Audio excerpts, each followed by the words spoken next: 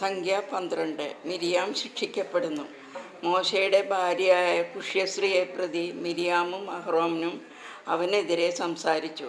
കർത്താവ് മോശ വഴി മാത്രമാണോ സംസാരിച്ചിട്ടുള്ളത്, ഞങ്ങളിലൂടെയും സംസാരിച്ചിട്ടില്ലേ എന്ന് അവർ ചോദിച്ചു. കർത്താവ് അത് കേട്ടു. കർത്താവ് ഉടനെ തന്നെ മോശയോടും അഹ്റോനോടും മിരിയാമിനോടും പറഞ്ഞു, നിങ്ങൾ മൂവരും പുറത്ത് സമാഗമ കൂടാരത്തിലേക്ക് വരുവിൻ. അവർ വെളിയിൽ വന്നു. കർത്താവ് മേഘസ്തംഭത്തിൽ ഇറങ്ങി വന്നു സമാഗമ കൂടാരത്തിങ്കൽ നിന്നിട്ട് അഹ്റോനെയും മിരിയാമിനെയും വിളിച്ചു. അവർ മുന്നോട്ട് ചെന്നു അവിടുന്ന് അരുൾ ചെയ്തു, എൻ്റെ വചനം ശ്രവിക്കുക. നിങ്ങളുടെ ഇടയിൽ ഒരു പ്രവാചകനുണ്ടെങ്കിൽ കർത്താവായ ഞാൻ ദർശനത്തിൽ അവനെ എന്നെ തന്നെ വെളിപ്പെടുത്തി കൊടുക്കും. സ്വപ്നത്തിൽ അവനോട് സംസാരിക്കുകയും ചെയ്യും.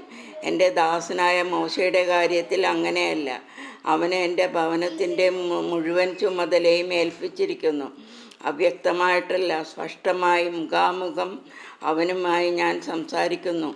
അവൻ കർത്താവിൻ്റെ രൂപം കാണുകയും ചെയ്യുന്നു. അങ്ങനെയിരിക്കെ എൻ്റെ ദാസനായ മോശയ്ക്കെതിരായി സംസാരിക്കാൻ നിങ്ങൾ ഭയപ്പെടാതിരുന്നതെന്ത്? കർത്താവിൻ്റെ കോപം അവർക്കെതിരെ ജ്വലിച്ചു.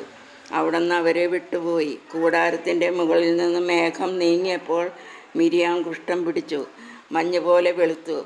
അഹ്റോൻ തിരിഞ്ഞു നോക്കിയപ്പോൾ അവൾ കുഷ്ഠരോഗിയായി തീർന്നു.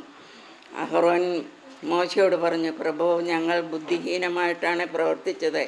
ആ പാപം ഞങ്ങളുടെ മേൽ ചുമത്തരുത്. മോശ കർത്താവിനോട് നിലവിളിച്ചു, ഞാൻ കേണപേക്ഷിക്കുന്നു, ദൈവമേ, അവളെ സുഖപ്പെടുത്തണമേ. കർത്താവ് മോശയോട് പറഞ്ഞു, 7 ദിവസം അവളെ പാളയത്തിന് പുറത്ത് പാർപ്പിക്കുക, അതിനുശേഷം അകത്ത് കൊണ്ടുവരാം. അങ്ങനെ മിരിയാമിനെ 7 ദിവസത്തേക്ക് പാളയത്തിൽ നിന്ന് പുറത്താക്കി. അവളെ അകത്ത് പ്രവേശിക്കുന്നതുവരെ ജനം യാത്ര പുറപ്പെട്ടില്ല.